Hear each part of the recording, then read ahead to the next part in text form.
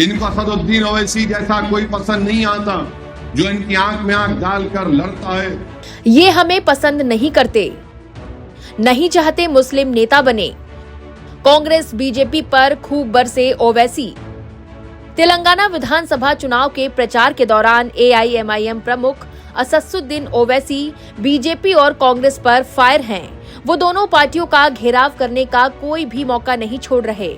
ओवैसी का कहना है कि बीजेपी और कांग्रेस पार्टी ओवैसी जैसे मुस्लिम नेताओं को पसंद नहीं करती है। बता दें कि तेलंगाना विधानसभा चुनाव के मद्देनजर कारवा विधानसभा क्षेत्र में ओवैसी ने एक जनसभा को संबोधित किया। इस दौरान ओवैसी ने कांग्रेस और बीजेपी को खूब खरी सुनाई। उन्होंने कहा कि कांग्रेस और बीजेपी को बिल्कुल पसंद नहीं है कि आप नेता बन रहे हैं।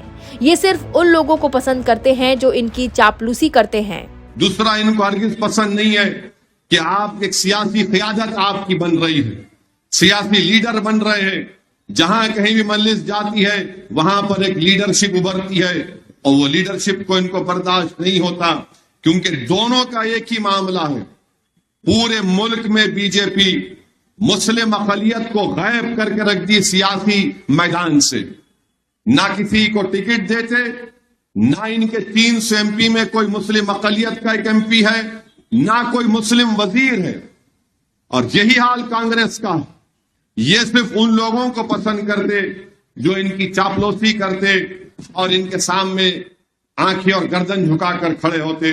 आगे ओवैसी ये भी कहते हैं कि इसीलिए कांग्रेस और बीजेपी को ओवैसी जैसा कोई पसंद नहीं आता जो इनकी आंख में आंख डालकर लड़ता है। इनको असदुद्दीन ओवैसी जैसा कोई पसंद नहीं आता जो इनकी आंख में आंख डालकर लड़ता है, मुतालिबा करता है और सच्चाई को बयान करता है। ओवैसी ने आगे पीएम मोदी और राहुल गांधी के नाम का जिक्र करते हुए कहा कि मजलिस पार्टी से दुश्मनी करने की एक वजह ये भी है कि हम हैदराबाद से निकलकर उत्तर प्रदेश में जाते हैं।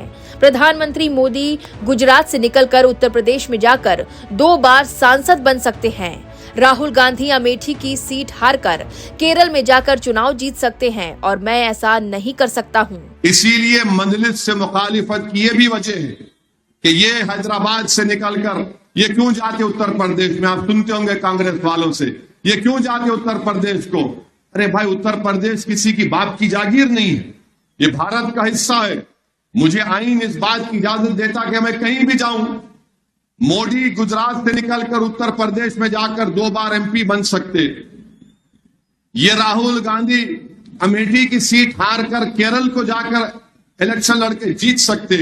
मैं नहीं कर सकता हूं, अपनी पार्टी को लेकर नहीं जाता हूं। नहीं, क्यों जाते आप इलेक्शन हारते। अरे ये लोगों को मालूम ही नहीं, हैदराबाद की पार्लियामेंट की सीट फखरे मिल्लत अलैहिर्रहमा लड़े थे, हारे।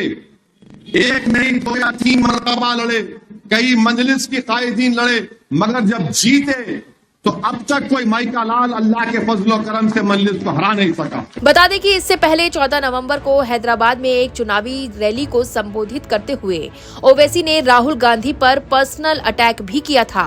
उन्होंने तब राहुल का नाम लिए बगैर ये कहा था कि इस दुनिया में कभी भी सिंगल नहीं रहना चाहिए, क्योंकि जो सिंगल रहता है वो अपनी भड़ास दूसरों पर निकालता रहता है। साथ ही ओवैसी राहुल गांधी की राजनीतिक विश्वसनीयता पर सवाल उठाने से भी पीछे नहीं हटे। उन्होंने बताया कि 540 लोकसभा सीटों पर राहुल गांधी ने कांग्रेस का नेतृत्व किया, लेकिन बावजूद इसके पार्टी 50 सीटों पर सिमट कर रह गई। ओवैसी ने कांग्रेस नेता पर ही सवाल उठा दिया और पूछा कि क्या उन्होंने बीजेपी से पैसे नहीं लिए हैं। इससे पहले ओवैसी राहुल गांधी को हैदराबाद आकर चुनाव लड़ने का भी चैलेंज दे चुके हैं। बहरहाल चुनावी मौसम में इन बयानबाजियों पर फिलहाल ब्रेक लगता हुआ नजर नहीं आ रहा है, क्योंकि ओवैसी कांग्रेस और बीजेपी को एक जैसा बताकर हर मंच से उनके खिलाफ मोर्चा खोले हुए हैं।